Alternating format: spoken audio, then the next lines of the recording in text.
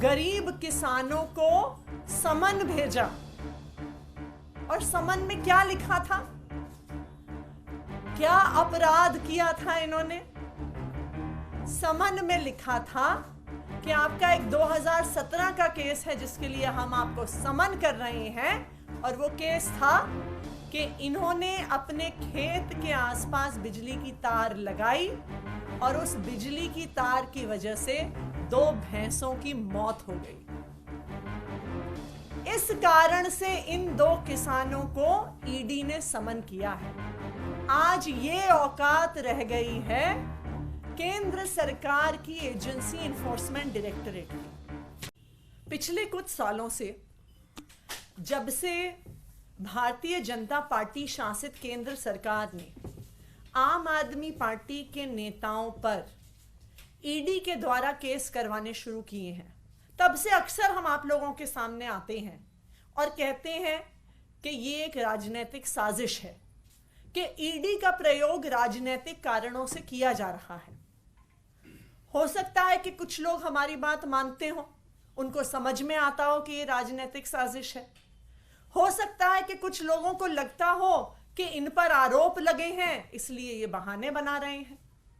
लेकिन आज आधिकारिक तौर पर भारतीय जनता पार्टी शासित केंद्र सरकार ने देश के सामने ये प्रमाण रख दिया है कि ईडी यानी इन्फोर्समेंट डायरेक्टरेट सिर्फ और सिर्फ राजनीतिक षड्यंत्र रचने का एक साधन है। ईडी ने 2 बुजुर्ग किसानों पर, जिनकी फोटो आप यहां पे देख सकते हैं, जिनका नाम है कन्हैयन जो 72 साल के हैं और कृष्णन जो 66 साल के हैं, जिनके बैंक में कुल मिलाकर 450 रुपए हैं, उन पर ईडी ने prevention of money laundering act में केस फाइल किया। ईडी ने इन 2 गरीब किसानों को समन भेजा। और समन में क्या लिखा था? क्या अपराध किया था इन्होंने? समन में लिखा था कि आपका एक 2017 का केस है जिसके लिए हम आपको समन कर रहे हैं, और वो केस था कि इन्होंने अपने खेत के आसपास बिजली की तार लगाई और उस बिजली की तार की वजह से 2 भैंसों की मौत हो गई। इस कारण से इन 2 किसानों को ईडी ने समन किया है। आज ये औकात रह गई है केंद्र सरकार की एजेंसी इन्फोर्समेंट डायरेक्टरेट की। इनको समन करने का, इन पर केस करने का असली कारण क्या है? असली कारण ईडी के केस का पूरे देश भर में सिर्फ एक है। अगर भारतीय जनता पार्टी की आपसे दुश्मनी है, भारतीय जनता पार्टी के किसी नेता की आपसे दुश्मनी है, तो आप पर ईडी का केस किया जाएगा। इन 2 गरीब किसानों की अपने एक इलाके की भारतीय जनता पार्टी के नेता जी गुणशेखर से कई सालों से झगड़ा चल रहा था। इन्होंने जब उस नेता पर केस किया, जी गुणशेखर जेल गया और उसका बदला लेने के लिए इन 450 रुपए की मात्र संपत्ति रखने वाले किसानों पर prevention of money laundering act का ईडी ने केस कर दिया और उनको तमिलनाडु से दिल्ली समन कर दिया। तो यह बिल्कुल साफ है कि ईडी आज इन्वेस्टिगेशन एजेंसी नहीं है, सेंट्रल गवर्नमेंट की इन्वेस्टिगेशन एजेंसी नहीं है। ईडी आज सिर्फ और सिर्फ भारतीय जनता पार्टी का एक राजनीतिक हथियार है जिसे वो किसी पर भी इस्तेमाल कर सकती है। और यह भी साफ है कि ईडी का प्रयोग हो रहा है अपने दुश्मनों को हमला करने के लिए, पार्टियों को तोड़ने के लिए। अगर कोई विपक्ष का नेता ईडी का केस होने के बाद भारतीय जनता पार्टी में आ जाता है तो फिर ईडी कहती है कि जी हमारे पास तो कोई सबूत ही नहीं था, हमें तो केस बंद करना पड़ रहा है। हमारी तो फाइल खो गई, इसलिए हमें केस विड्रॉ करना पड़ रहा है। ये पूरे देश ने देखा कि छगन भुजबल, जिन पर महाराष्ट्र सदन स्कैम में 870 करोड़ के घोटाले का आरोप था, जिन पर ईडी का केस चल रहा था, जैसे ही छगन भुजबल भारतीय जनता पार्टी में शामिल हुए, अगली ही कोर्ट की हियरिंग में ईडी ने मुंबई हाईकोर्ट के सामने कहा कि जी हमारी तो केस की फाइल खो गई है, इसलिए हम केस बंद करना चाह रहे हैं।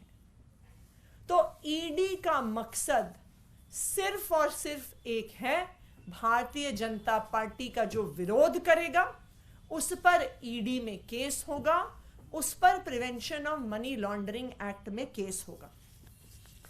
दूसरी जो एक महत्वपूर्ण बात है समझने वाली, कि अपने दुश्मनों पर भारतीय जनता पार्टी से ईडी से क्यों केस कराती है, सिर्फ prevention of money laundering act में क्यों केस करवाती है? देश में इतने कानून है, प्रिवेंशन ऑफ करप्शन एक्ट है, पूरा आपका सीआरपीसी है, क्रिमिनल प्रोसीजर कोड, लेकिन भारतीय जनता पार्टी के दुश्मनों के खिलाफ या भारतीय जनता पार्टी के जो विपक्षी नेता हैं उनके खिलाफ से prevention of money laundering act में क्यों केस होता है? इसलिए होता है क्योंकि इस देश में सिर्फ एक कानून है, prevention of money laundering act, जिस कानून में बेल मिलना लगभग असंभव है। क्यों असंभव है? क्योंकि prevention of money laundering act तब बना था जब भारत ने international conventions against counter terrorism और नारकोटिक्स को साइन किया था। मनी लॉन्ड्रिंग एक्ट में, prevention of money laundering act में बेल इसलिए नहीं मिलती है कि ऐसा ना हो कि मनी लॉन्ड्रिंग करके कहीं किसी आतंकवादियों को पैसा चला जाए, कहीं कोई आतंकवादियों का के द्वारा हमला हो जाए, कहीं कोई ड्रग्स ट्रेडिंग ना हो जाए। इसलिए इतना सख्त कानून बना था टेररिज्म को रोकने के लिए और ड्रग ट्रेड को रोकने के लिए। इसलिए पीएमएलए में, prevention of money laundering act में बेल मिलना लगभग असंभव है।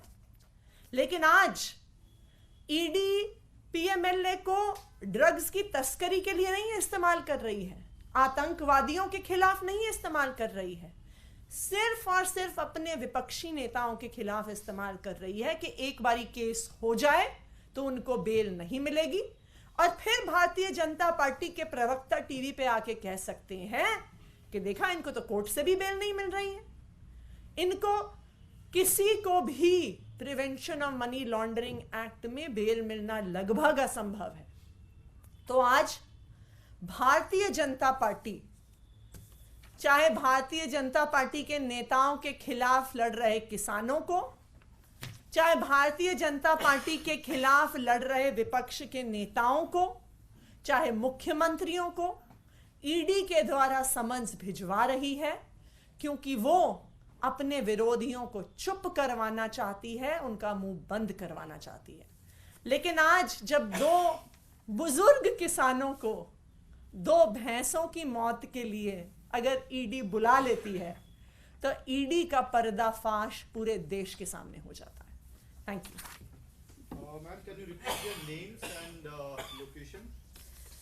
इनका नाम है कन्हैयन, एज 72, और कृष्णन, एज 66। ये तमिलनाडु के सालम डिस्ट्रिक्ट से हैं। कन्हैयन 72, राइट? हाँ जी, और कृष्णन 66। भूपेश बघेल का नाम चार्जशीट में डाल दिया है जो महादेव ऐप चल रहा था। आपको लगता है कि ये कार्रवाई भी सिर्फ इसलिए हुई है क्योंकि आप जैसा कह रहे हैं राजनीतिक षड्यंत्र है, इसलिए ऐसा हो रहा है? अभी तो अरविंद केजरीवाल को समन किया है, हेमंत सोरेन को समन कर रहे हैं, तेजस्वी यादव को समन कर रहे हैं, अब भूपेश बघेल का नंबर आ गया है। जिस स्पीड पर भारतीय जनता पार्टी चल रही है, जब तक लोकसभा का चुनाव आएगा वो विपक्ष के सारे नेताओं को जेल में डाल देगी, क्योंकि इससे अच्छा चुनाव जीतने का क्या तरीका हो सकता है? इससे आसान चुनाव जीतने का क्या तरीका हो सकता है कि आप अपने सारे विपक्ष को जेल में डाल दीजिए। जेल में ना वो प्रचार कर पाएंगे, ना वो ठीक से चुनाव लड़ पाएंगे, और आप चुनाव जीत जाइए। आज मैम एक आखिरी सवाल है। मल्लिकार्जुन खड़गे ने प्रधानमंत्री नरेंद्र मोदी पे जबरदस्त हमला बोला है। ये कहा है कि जब मणिपुर में हिंसा हो रही थी तो पीएम फोटोशूट करा रहे थे, कपड़े बदल बदल के लक्षद्वीप से लेके केरल तक घूम रहे थे। प्रधानमंत्री नरेंद्र मोदी जी को बहुत सारे सवालों का जवाब देना पड़ेगा।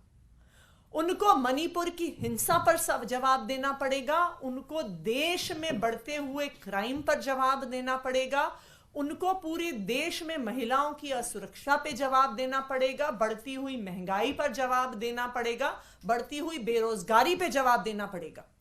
लेकिन क्योंकि वो ये जवाब नहीं देना चाहते हैं, इसीलिए विपक्ष के नेताओं पर जी तोड़ हमला कर रहे हैं कि कोई सवाल पूछने वाला और कोई देश को सच्चाई बताने वाला चुनाव प्रचार में ना रह जाए।